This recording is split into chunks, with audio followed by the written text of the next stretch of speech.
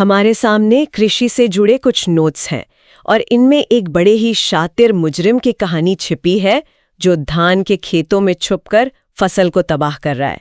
इसका नाम है राइस स्किपर और वैज्ञानिक भाषा में कहें तो पेलोपेडाज मिथियास। हाँ, और ये जो वैज्ञानिक नाम है ये प्रतियोगी परीक्षाओं खासकर बीपीएससी के लिहाज से बहुत जरूरी है। अच्छा। हाँ, कई बार सीधे वैज्ञानिक नाम से ही सवाल पूछ लिया जाता है, तो पेलोपेडाज मिथियास ये याद रखना चाहिए। बिल्कुल। तो आज हम जासूस बनकर इन नोट्स की मदद से इस अपराधी को पकड़ने की कोशिश करेंगे। हमारा मिशन है इसके काम करने के तरीके को समझना, मतलब ये फसल को कैसे नुकसान पहुंचाता है, फिर इसका हुलिया कैसा है ताकि इसकी सही पहचान हो सके, और आखिर में इसे काबू में कैसे लाया जाए। चलिए इस केस फाइल की गहराई में उतरते हैं। ये अंदाज बहुत दिलचस्प है और देखिए ये जरूरी भी है क्योंकि किसी भी कीट के प्रबंधन के लिए यही जासूसी वाला तरीका काम आता है। मतलब पहले सुराग ढूंढो, फिर मुजरिम को पहचानो और फिर सही रणनीति बनाओ। तो हमारे केस का पहला सुराग क्या है? अपराध की जगह पर क्या निशान मिलते हैं? ठीक है, तो सबसे पहले बात करते हैं घटनास्थल की, यानी धान के खेत की। अगर ये कीट हमला करता है तो सबसे पहला और कह सकते हैं कि अजीब सुराग क्या मिलता है? नोट्स कहते हैं कि धान की पत्तियां अजीब तरह से मुड़ने या लुढ़कने लगती हैं। और सिर्फ मुड़ती नहीं, उनके किनारे वो रेशमी धागों या जालों से आपस में जुड़ जाते हैं। हाँ। मतलब ये कीट पत्ती को एक तरह से सिल देता है।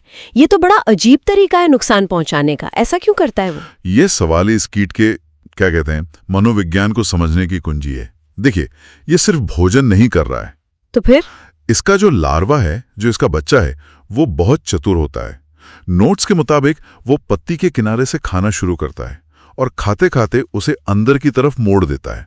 अच्छा। फिर रेशमी धागों से उसे चिपकाकर अपने लिए एक पाइप जैसी सुरंग या कह लें कि एक सुरक्षित घर बना लेता है। अरे वाह, मतलब खाने के साथ साथ रहने का भी पूरा इंतजाम। बिल्कुल, ये तो एक तीर से दो शिकार कर रहा है। पत्ती को खा भी रहा है और उसी पत्ती को अपना कवच भी बना रहा है। समझ गई। और इसी वजह से खेत में दूर से ही ये मुड़ी हुई सूखी पत्तियां दिखने लगती हैं, जो इस कीट की मौजूदगी का सबसे बड़ा सिग्नल है। अच्छा। परीक्षा में अगर पत्तियों का अनुप्रस्थ तय या ट्रांसवर्स फोल्डिंग जैसा कोई शब्द आए तो समझ जाइए कि बात इसी राइस स्किपर की हो रही है। ये इसका सिग्नेचर स्टाइल है एक तरह से। तो अगर खेत में ऐसी मुड़ी हुई पत्तियां दिखें तो शक की सुई सीधे इसी कीट पर जाती है। हाँ, लेकिन एक अच्छे जासूस की तरह हमें पक्का सबूत चाहिए, क्योंकि हो सकता है कोई और कीट भी हो, है ना? तो सवाल यह है कि राइस स्किपर दिखता कैसा है? क्या नोट्स में इसका कोई हुलिया बताया गया है? हाँ, और यही पर केस मजेदार हो जाता है। नोट्स में इसके पूरे जीवन चक्र, अंडे से लेकर तितली बनने तक के हर चरण के सुराग दिए गए हैं। अच्छा, हर चरण के? हाँ, और हर चरण की अपनी एक खास पहचान है जो इसे दूसरे कीटों से बिल्कुल अलग कर देती है। चलिए तो फिर सुरागों को एक एक करके देखते हैं। शुरुआत करते हैं अंडे से। ये कहाँ और कैसे अंडे देता है? नोट्स के अनुसार इसके अंडे सफेद या हल्के पीले रंग के होते हैं और बिल्कुल गोल। सबसे खास बात यह है कि ये दिखने में मोती जैसे लगते हैं। मोती जैसे? हाँ, बिल्कुल।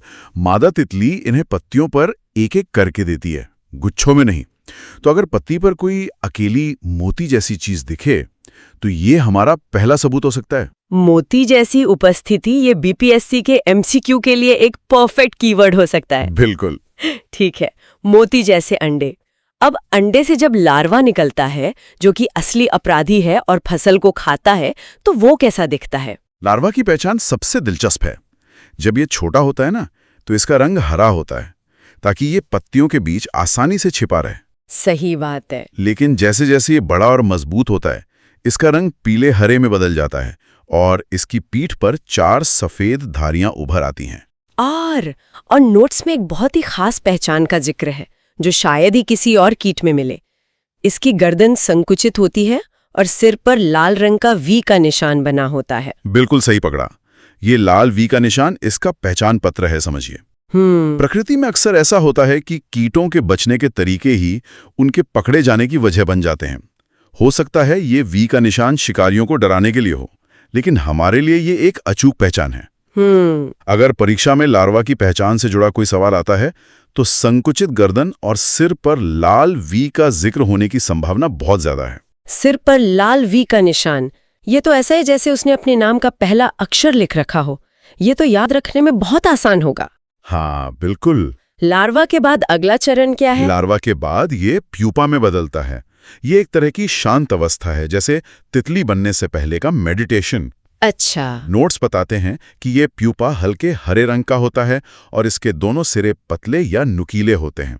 ये भी अक्सर उसी मुड़ी हुई पत्ती के अंदर ही छिपका हुआ मिलता है। और फिर इस प्यूपा से जब वयस्क बाहर निकलता है, यानी पूरी तरह से बनी हुई तितली, तो वो कैसी दिखती है?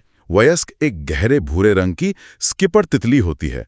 इसका शरीर काफी मजबूत होता है। ओके। इसकी सबसे बड़ी पहचान है इसके अगले पंखों पर बने 2 सफेद धब्बे।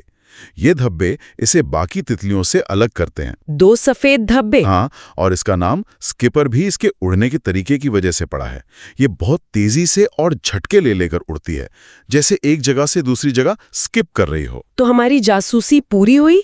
केस फाइल तैयार है? मोती जैसे अंडे, सिर पर लाल वी निशान वाला लार्वा। सही है। और पंखों पर 2 सफेद धब्बों वाली भूरी तितली। तो किसी भी ऑब्जेक्टिव सवाल के लिए सोने जैसी जानकारी है। बिल्कुल सही। सारांश दिया। इन 3-4 मुख्य पहचानों को याद रखने से इस कीट से जुड़े किसी भी प्रश्न का उत्तर देना बहुत आसान हो जाएगा। अब जब हमने मुजरिम और उसके काम करने के तरीके दोनों को अच्छी तरह से पहचान लिया है, तो सबसे बड़ा सवाल आता है, इसे पकड़ा कैसे जाए? इसका प्रबंधन कैसे करें? नोट्स में इसके लिए क्या रणनीति बताई गई है? नोट्स में एक दोहरी रणनीति का जिक्र है, जो आज की आधुनिक कृषि के लिए बहुत महत्वपूर्ण है। अच्छा। इसे हम एकीकृत कीट प्रबंधन या इंटीग्रेटेड पेस्ट मैनेजमेंट, IPM। हाँ, इसका मतलब है कि हम सीधे बंदूक लेकर नहीं जाते, पहले दूसरे शांतिपूर्ण तरीके आजमाते हैं। यानी पहला तरीका शायद प्रकृति पर ही आधारित होगा? बिल्कुल। पहला तरीका है जैविक नियंत्रण, यानी बायोलॉजिकल कंट्रोल। जैविक नियंत्रण। इसका मतलब है कि हम इस कीट के प्राकृतिक दुश्मनों को ही अपना सहयोगी बना लें। प्रकृति में एक पूरी पुलिस फोर्स मौजूद है जो ऐसे अपराधियों को काबू में रखती है। ये तो बहुत अच्छा तरीका है, पर्यावरण के लिए भी सुरक्षित।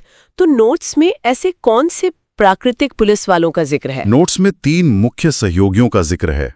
पहला, छोटी ततैया, स्मॉल वॉस्प्स। ततैया? हाँ, ये बहुत चालाक होती हैं। ये राइस स्किपर के अंडों को ढूंढकर अपने अंडे उनके अंदर दे देती हैं। अरे! हाँ, ये प्रकृति का एक बहुत ही स्मार्ट तरीका है। ये ततैया राइस स्किपर के अंडे को अपने बच्चों के लिए एक जिंदा नर्सरी की तरह इस्तेमाल करती है, जिससे राइस स्किपर का अंडा नष्ट हो जाता है। मतलब दुश्मन के घर में ही अपना घर बना लेना। कमाल है। और दूसरी है ऑर्ब वेब मकड़ियां। ये बड़े बड़े गोल जाले बनाती हैं, आपने देखे होंगे। हाँ। जब वयस्क स्किपर तितली तेजी से उड़ती है तो वो आसानी से इन जालों में फंस जाती है और मकड़ी का भोजन बन जाती है। ओके, तो मकड़ियां भी हमारी दोस्त हैं। बिल्कुल। और तीसरा सहयोगी कौन है?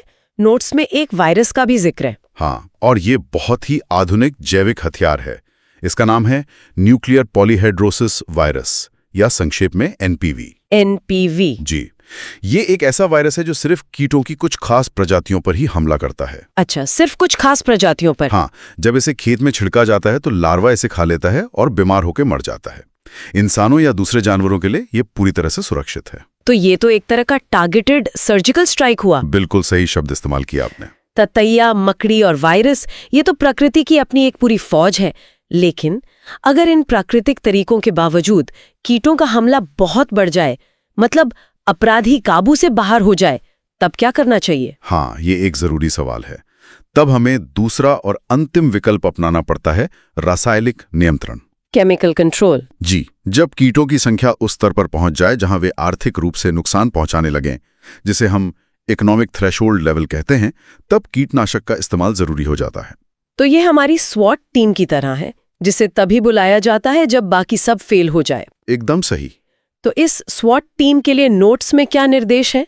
कौन सा रसायन और कितनी मात्रा में? नोट्स में बहुत स्पष्ट और सटीक जानकारी दी गई है, जिसे परीक्षा के लिए अक्षरशः याद रखना चाहिए। ओके। पहला कदम, खेत से पानी निकाल दें। पानी निकाल दें? क्यों?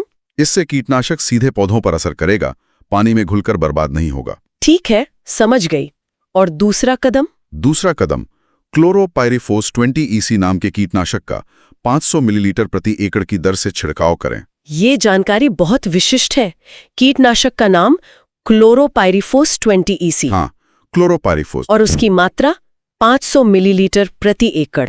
ये दोनों ही तथ्य परीक्षा के लिए बेहद महत्वपूर्ण हैं। हाँ, ये तथ्यात्मक जानकारी सीधे सीधे पूछी जा सकती है। 500 मिलीलीटर प्रति एकड़, इसे जरूर नोट कर लेना चाहिए। और हमेशा याद रखें कि आईपीएम के सिद्धांत के अनुसार रासायनिक नियंत्रण हमारा आखिरी हथियार होना चाहिए, पहला नहीं। तो अगर हम इस पूरी जासूसी का सार निकालें तो केस फाइल के मुख्य बिंदु क्या होंगे? पहला, घटनास्थल पर सुराग, धान की पत्तियों का अजीब तरह से मुड़ना और रेशमी धागों से चिपका होना। बिल्कुल।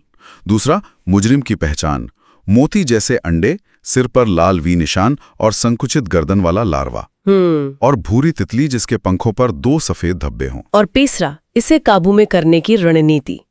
पहली प्राथमिकता, जैविक नियंत्रण, जिसमें इसकी प्राकृतिक दुश्मन यानी छोटी ततैया, मकड़ी और एनपीवी वायरस का इस्तेमाल हो। सही है। और जब स्थिति गंभीर हो तो अंतिम उपाय के तौर पर रासायनिक नियंत्रण। खेत से पानी निकालकर क्लोरोपाइरिफोस 20 EC का 500 मिलीलीटर प्रति एकड़ की दर से छिड़काव। एकदम सही। ये पूरी प्रक्रिया आईपीएम की एक बेहतरीन केस स्टडी है। आज हमने इन नोट्स के हर सुराग को बहुत गहराई से समझा है। मुझे लगता है कि इस जासूसी के बाद राइस स्किपर से जुड़ा कोई भी सवाल हमारी पकड़ से बाहर नहीं होगा। निश्चित रूप से। हमने लगभग सभी पहलुओं को कवर कर लिया है। जाते जाते एक विचार के लिए एक सवाल छोड़ जाते हैं। जरूर। इन नोट्स में हमने 2 रास्ते देखे, एक जैविक और एक रासायनिक। ये आधुनिक कृषि के सबसे बड़े डिलेमाज में से एक को सामने लाता है। वो क्या है? हमें तत्काल फसल सुरक्षा चाहिए, जो अक्सर रासायनिक तरीकों से मिलती है, और हमें अपने पर्यावरण का, मतलब पारिस्थितिकी तंत्र का दीर्घकालिक स्वास्थ्य भी चाहिए, जो जैविक तरीके संरक्षित करते हैं। इन दोनों के बीच सही संतुलन कैसे बनाया जाए? ये एक ऐसा सवाल है जिस पर हर किसान, वैज्ञानिक और नीति निर्माता को विचार करना चाहिए।